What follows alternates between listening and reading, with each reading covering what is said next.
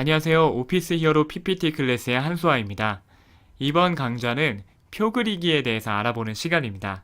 저희가 지난 시간 동안 여러 번의 강좌를 통해서 몇 가지 대표적인 개체를 만드는 법에 대해서 배웠습니다. 예를 들어 텍스트 상자도 만들어 봤고, 도형, 그 다음에 선을 생성하는 것까지도 저희가 배워봤는데요. 이번 시간에는 그 일환으로 표 그리기에 대해서 알려드릴 거예요.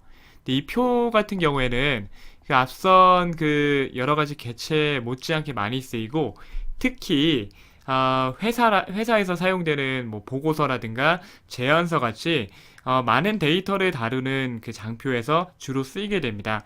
그 회사나 이런 데들은 뭐 화려한 이미지나 이런 개체로 슬라이드를 디자인하는 것이 아니라 이 표를 활용하는 그 빈도수가 훨씬 더 많죠. 왜냐하면은 그 이 장표 안에 여러 가지 데이터나 메시지, 그 다음에 뭐 이런 것들을 정보들을 담아야 되는데, 그것들을 중구난방하지 않고 이 표 안에 담아 놓으면 여기 나온 대로 굉장히 정돈되게 표현할 수 있게 되기 때문입니다. 그런데 그 표 같은 경우도 잘 활용하지 못하게 되면은 그 가독성이라는 디자인을 굉장히 중요한 측면에 놓치게 되는 경우가 많습니다. 게다가 파워포인트에서 기본적으로 제공하는 표 양식이 그렇게 예쁘지가 않거든요. 그래서 이번 시간에는 그 표를 그리는 기능적인 측면뿐만 아니라 몇 가지 그 조작을 통해서 조금은 가독성을 개선하는 방법들에 대해서도 좀 이야기를 드리고자 합니다. 자, 여기에 있는 내용들을 쫓아가면서 이 샘플들을 같이 만들어 보실 건데요. 첫 번째, 표 작성 서식과 규칙을 지정해 두고 바로 적용하라는 이야기를 저희가 드리고 있습니다. 이 이야기는 무엇이냐면요. 내가 어떤 표를 하나 만들 때 있잖아요. 표를 만들 때 상단에 이 어떤 머리글, 그 다음에 첫째 열, 내용, 그 안에 색은 어떻게 넣을 거고 폰트는 어떻게 할 거고 이런 것들을 미리 좀 염두에 두시라라는 거예요. 왜 이렇게 하시는 게 필요하냐면은 바로바로 이런 모양의 표가 생성이 되면 참 좋겠는데 파워포인트에서 그런 기능을 잘 지원을 하지가 않습니다. 예를 들어 그 도형 같은 경우 저희가 배웠던 기본 도형 설정을 하면 내가 딱 세팅해 놓은 이 도형의 색상, 뭐 모형, 내부의 텍스트의 크기 이런 것들이 그대로 적용된 채로 나오잖아요. 근데 표는 그러지가 않아서 저희가 만들 때마다 이런 세팅들을 다시 해줘야 돼요. 그렇기 때문에 좀 내가 기계적으로 요때는 요거 요때는 요거 이렇게 만드시는 규칙들을 좀 가지고 있으면 편하다라는 얘기입니다. 자, 제가 제안드리는 어떤 표의 기본적인 형태는 이런데요. 한번 만들어 보도록 하죠. 자, 표를 만드는 법은 이 상단의 삽입 탭에 들어가셔서 하실 수가 있습니다. 삽입 탭 왼쪽에서 두 번째 표 추가가 있는데요. 클릭해 보시면 여러 가지 그 네모칸들이 있죠.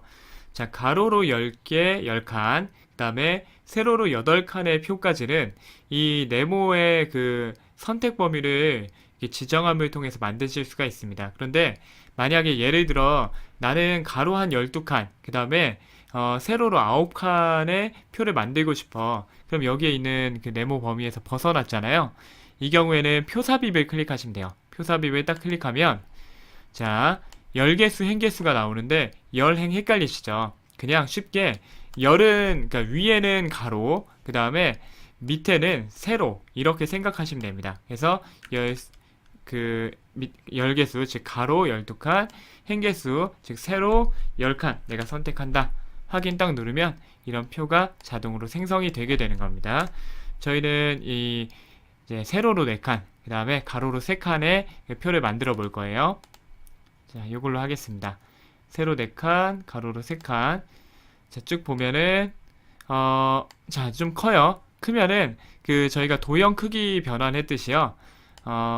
표를 잡고, 이 테두리에 있는 이 원형 도형을 쭉 클릭 드래그 하셔가지고, 이 표의 크기들을 조정하실 수가 있습니다.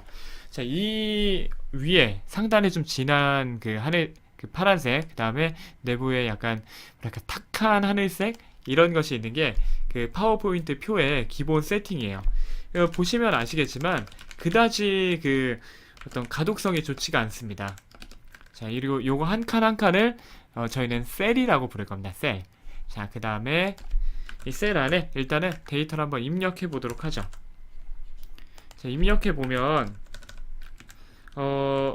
저 옆에 제가 이제 만들어 드린 이 샘플하고 한번 비교해서 보세요. 327이죠? 네. 자, 물론 이제 엑셀이나 이런 데서 작업을 하시면 그 엑셀 셀을 쭉 드래그 하신 다음에 그 선택해서 복사 붙여넣기 하시면 뭐 그 표가 그대로 따라오긴 합니다. 근데 여기서는 파워포인트로 만드는 법 알아보도록 하죠. 자, 보면 몇 가지가 달라요. 첫 번째로는 색이 다르고요. 그 다음에 이 왼쪽으로 다 치우쳐져 있고 또한 상단으로도 치우쳐져 있습니다. 그래서 일단은 이렇게 할게요. 먼저 쭉 드래그해서 가운데로 몰겠습니다. 자, 이 텍스트를 이 셀의 가운데로 몰겠다라는 이야기예요. 자, 그러시려면 먼저 홈탭 가셔서 자, 텍스트 맞춤, 가운데쯤 있는 텍스트 맞춤은 텍스트의 위아래 위치를 선택하는 거예요. 그래서 중간에 두면 중간, 자, 셀의 가운데로 왔죠. 위아래로 사이의 가운데, 아래로 하면 당연히 밑으로 내려가겠죠. 중간으로 해두겠습니다. 그 다음에 이 가운데 정렬을 제가 선택하고 싶다면 여기 홈에서 이 텍스트의 위치를 가운데 맞춤이라는 거, 이게 단축키로 컨트롤 E네요. 자, 클릭을 딱 하시면 가운데로 오게 됩니다. 자, 그 다음에 이 안에 있는 색을 저희가 좀 바꾸고 싶어요. 제가 좀 추천드리는 방법은 일단 이겁니다. 생성을 해 놓으신 다음에 사실 이 텍스트 먼저 바꾸기보다 디자인 탭에 가시면 기본적으로 제공하고 있는 여러 가지 모양들이 있거든요. 하지만 예쁜 건 별로 없어요. 네, 좀 올려보시면 적용이 되는데 제 위에서 요 정도 굉장히 그 심플한 스타일 없음 이 선택 딱 하시면 이렇게 저희가 추가적인 세팅을 하기 괜찮은 모양이 되거든요. 그래서 이렇게 오신 다음에 먼저 저희가 중요한 것은 이 가운데 있는 데이터들이잖아요. 데이터들이 중요하기 때문에 이 데이터를 부각하려면 이 표의 어떤 선, 이 윤곽의 선들이 너무 두껍고 또렷하면은 이 데이터에 대한 가시성이 좀 떨어집니다. 가독성이 떨어지기 때문에 여러분들에게 추천하고 싶은 그 디자인의 요소는 선의 어떤 그 개성을 줄이는 거예요. 그래서 전체를 쭉 드래그 하시고 자, 디자인 탭에서 펜색은 이렇게 약간 연회색으로 가시는 게 좋을 것 같습니다. 그래서 왼쪽에서 두 번째 맨 위 저는 요거 정도 추천을 드리는데 자, 클릭하시고 그 다음에 표의 그 선에 굵기도 조금 얇게 할게요. 그래서 0.5포인트 정도 한 다음에 자, 전체 선택을 했잖아요. 선택한 테두리 지금 당장은 바뀌는 게 없는데 자, 이 설정 연회색에 그 0.5포인트가 적용된 테두리를 여기서 선택을 해주는 거죠. 그래서 모든 테두리 클릭 딱 하면 자, 좀 연해지면서 가운데 그 데이터가 조금 더 또렷하게 보이게 됐죠. 그 다음에 두 번째로는 데이터 말고 이 데이터가 각각 의미하는 것이 뭔지 좀 보여줘야 되니까 이 첫 번째 머리끄랭 이 머리끄랭은 그 볼드체라고 해서 그 텍스트를 조금 더 또렷하게 만들어 줄 수가 있어요. 그래서 볼드의 약자인 컨트롤 B를 누르시면 됩니다. 컨트롤 B 딱 누르면 또렷해지죠. 그 다음에 마찬가지의 목적으로 첫 번째 열, 맨 우측에 있는 첫 번째 열까지 컨트롤 B 누르시면 이게 또렷해집니다. 그 다음에 색상까지 한번 지정해 볼게요. 색상은 이 색상이 지정됐으면 좋겠다 싶은 셀을 쭉 드래그해서 선택하신 다음에 테두리 위에 있는 음영이라는 항목을 선택하셔서 원하시는 색상을 클릭하시면 됩니다. 그래서 상단에는 저는 파스텔 톤의 하늘색을 좀 선호하고요. 맨 왼쪽 같은 경우는 조금 더 이게 밝은 연회색 같은 것들을 적용하곤 합니다. 그러기에 좀 저는 정갈하다고 느껴요.